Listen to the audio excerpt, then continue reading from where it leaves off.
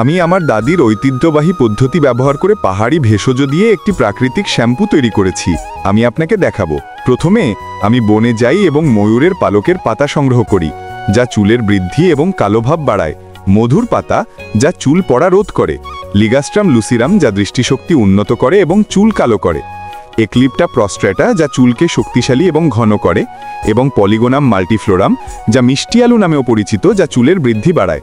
জলপ্রপাতের ধারে ধুয়ে শুকানোর জন্য রেখে দিই। 2 দিন পরে আমি এগুলি ফিরিয়ে আনি এবং নির্দিষ্ট অনুপাতে অন্যান্য পাহাড়ি ভেষজ যেমন শুকনো আদা, সোপবেরি, চা গাছের কাণ্ড, অ্যালাবাস্টার, জিনসেং, প্লাসিয়াস ফুলের মূল, লিংঝি এবং অ্যাঞ্জেলিকা ডাহুলিকার সাথে মিশিয়ে দিই।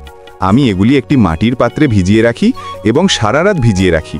পরের দিন সকালে আমি এগুলি অন্য পাত্রে স্থানান্তরিত করি এবং কম আঁচে রান্না শুরু করি।